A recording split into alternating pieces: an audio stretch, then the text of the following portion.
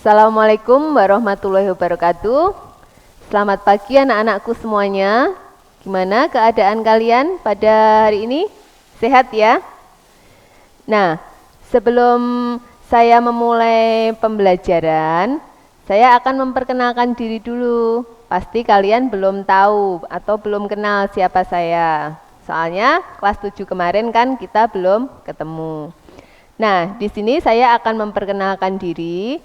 Nama saya Ibu Yeti Wulandari. Kalian bisa memanggilnya Bu Yeti. Nah, di sini saya akan mengajar materi matematika atau mata pelajaran matematika. Nah, pada kesempatan kali ini kita akan belajar tentang koordinat kartesius. Nah, apa itu koordinat kartesius? Mari kita pelajari bersama-sama. Koordinat kartesius digunakan untuk menentukan objek titik-titik pada suatu bidang dengan menggunakan dua bilangan yang biasa disebut dengan koordinat X dan koordinat Y dari titik-titik tersebut. Nah, yang mana itu koordinat X sama koordinat Y? Koordinat X itu yang arahnya mendatar atau horizontal. Nah, yang koordinat Y itu arahnya ke atas atau vertikal. Nah, sekarang kita lihat posisi titik terhadap sumbu X dan sumbu Y. Titik-titik pada bidang koordinat kartesius memiliki jarak terhadap sumbu X dan sumbu Y. Sekarang kita amati. Nah, di sini ada bidang kartesius atau koordinat kartesius. Nah, di dalamnya terdapat titik-titik. Yang pertama contohnya ini ada titik A. Di sini ada titik B. Nah, kita lihat jaraknya titik A ini terhadap sumbu Y itu berapa satuan? Kita lihat ini jaraknya titik A terhadap sumbu Y. Sumbu Y itu ini yang vertikal. Ini ada 3 satuan. Bisa kamu lihat di sini. Nah, ini 3 satuan dari sumbu Y. Kemudian jarak titik A ini terhadap sumbu X itu ada berapa satuan? Ya, 6 satuan. Nih, dilihat. Titik A ini berjarak 3 satuan terhadap sumbu Y dan 6 satuan terhadap sumbu X. Jadi tiap kotak ini kita hitung 1 satuan ya. Jadi satu kotak itu 1 satuan. Contoh lagi, titik B kita lihat. Titik B ini berjarak 4 satuan terhadap sumbu X. Nah, kebetulan sama 4 satuan juga terhadap sumbu Y. Sekarang kita lihat titik D, titik D. Titik D ini berjarak berapa satuan dari sumbu X?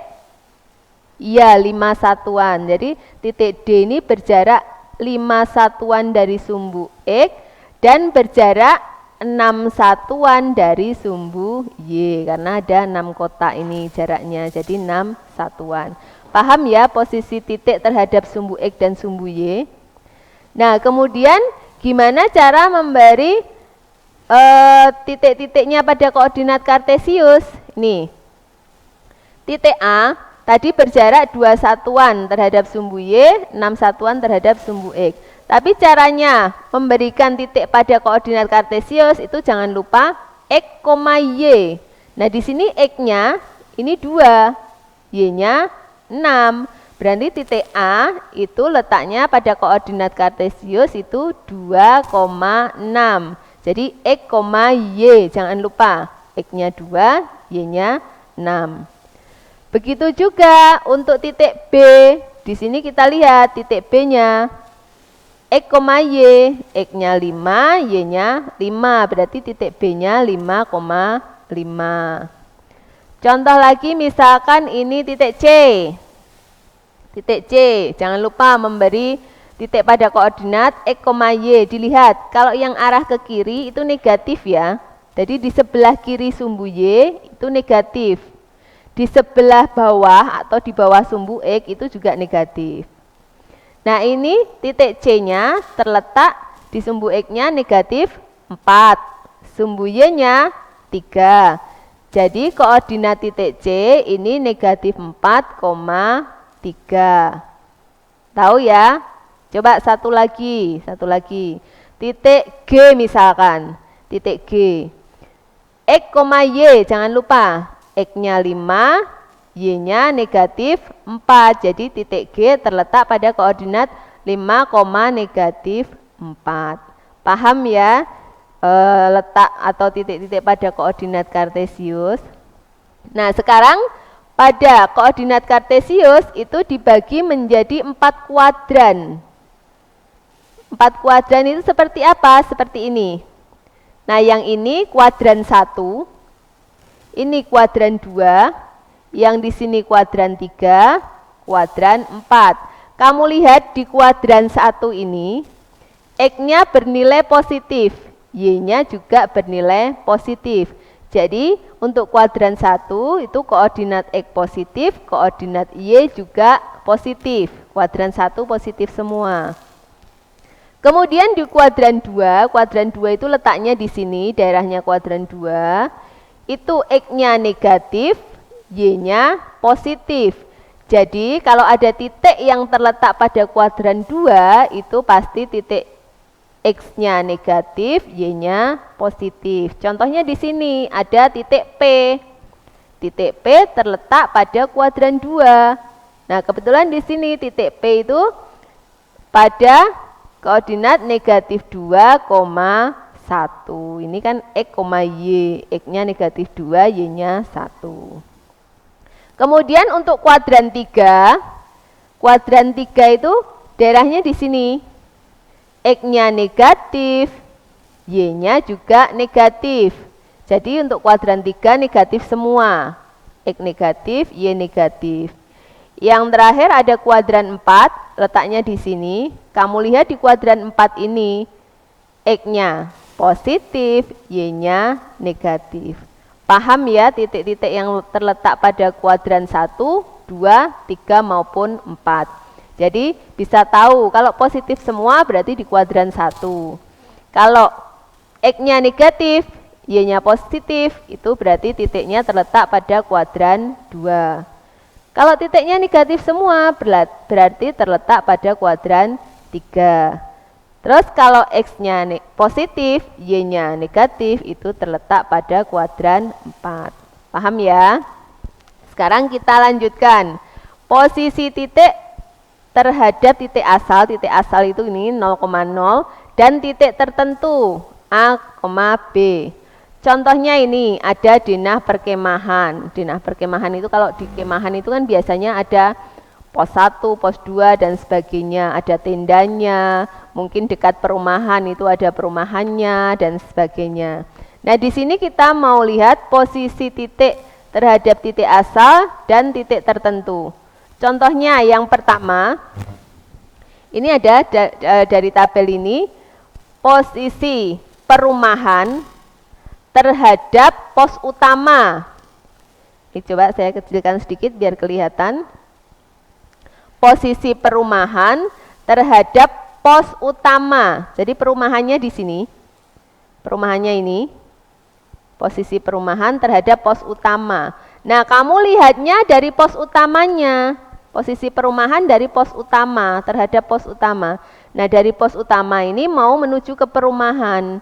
Jadi posisinya ini berapa satuan ini? 6 satuan ke kanan dari pos utama menuju perumahan. Ini 6 satuan ke kanan, 5 satuan ke atas. Kita lihat di tabel. Nah, ini 6 satuan ke kanan, 5 satuan ke atas. Nah, ini posisi perumahan terhadap pos utama. Kemudian yang kedua, ini ada posisi perumahan terhadap tanah lapang. Tanah lapangnya ini. Nah, tanah lapangnya ada di sini. Nah, posisi perumahan terhadap tanah lapang, kita lihat dari tanah lapang mau ke perumahan. Berapa satuan ini? Ini ada 4 ya, di sini titiknya pada negatif 4. Nah, ini 6, berarti 4 tambah 6, 10. Berarti 10 satuan ke kanan dari tanah lapang ke perumahan, 10 satuan ke kanan, 2 satuan ke atas. Tahu ya? Satu lagi misalkan posisi perumahan terhadap kolam. Kolamnya mana kolam? Nah, ini kolam. Posisi perumahan terhadap kolam. Kita lihat. Kolam mau ke perumahan. Nah, di sini ada 3, ini ke sini 6, berarti 3 tambah 6, 9. 9 satuan ke kanan, terus ke atasnya berapa ini? Ada 3 tambah 5, 8.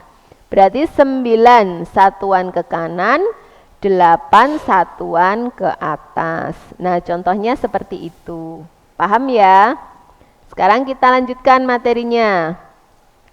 Posisi titik terhadap titik tertentu. Nah, cara menentukan posisi titik terhadap titik tertentu pada bidang kartesius dapat dilakukan dengan cara berikut.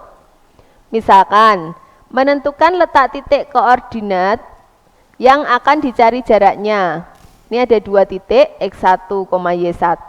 Tadi kan koordinat titiknya x, y ya. Karena ada 2 titik berarti x1, y1 dan x2, y2.